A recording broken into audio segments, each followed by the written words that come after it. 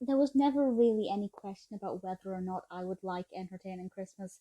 It's a Hallmark Christmas film starring Jodie Sweetin. Of course, I absolutely adored this film more than I could have done, and I'm quite a big fan of it now. This was released in 2018, directed by Robin Dunne, written by Marcy Holland, and of course starring Jodie Sweetin.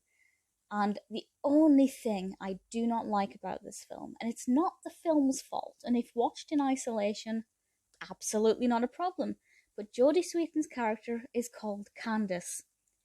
If you're a Full House or Fuller House fan, you will know why that is just really jarring and really weird and uncomfortable.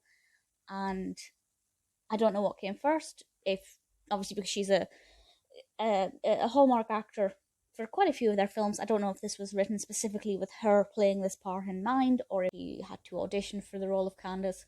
But either way, I feel like it's just, I don't know, maybe it's just me, but I found that really uncomfortable and weird. But aside from that, the film is beautiful. The description from IMDb is pretty vague, actually. This says, Candace has never lived up to her mom's standards. She's sent in her place to plan a Christmas party. Basically, Candace's mother is Liz Livingstone. She is kind of the queen of crafts and home baking. Her target audience is the middle-aged and older woman. And this young girl, Harper, sends her a video saying that her father is coming home from the war. Would Liz Livingstone come to their house to surprise him? She can't. She has a prior engagement. Her daughter Candace goes there in her place. And because she is her mother's daughter, the people of this small town all expect her to be an amazing baker and fantastic seamstress. And of course, she feels this immense pressure to live up to that. And as we learn in the first scene, she is not good at baking. That's not something she's inherited from her mother. So the film is all about her feeling this pressure to be her mother's daughter and to try and get through the holidays, almost pretending to be somebody she isn't. And it's a beautiful story of learning to be true to who you are and not trying to live in somebody else's shadow just because you feel like that's what you're meant to be doing. I think there's a lovely journey of self-discovery here and self-acceptance, which is wonderful. I know a lot of people have always felt that they have to either follow in their parents' footsteps, or maybe if they have an older sibling who's particularly good or excels at a certain something, then the younger sibling kind of feels like they too have to follow in that shadow.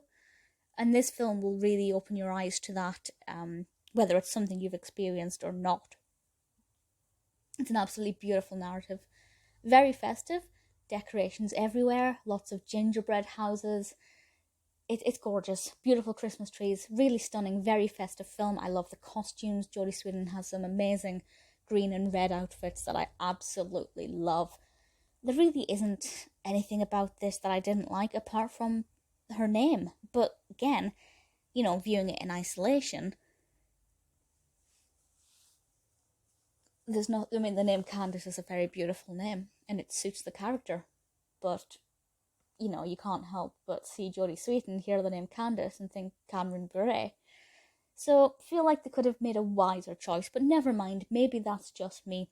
Obviously, being a Hallmark Christmas film, there is a love interest, but I was really pleased that it did not take the foreground. There are a lot of Hallmark films where the character is going through a personality or career change or acceptance, and then a love interest comes along and kind of overshadows everything. Not here. The balance is perfect. It's very festive, lovely narrative, fantastic message. I love Jodie Sweetin. It is very much almost a perfect Hallmark Christmas film.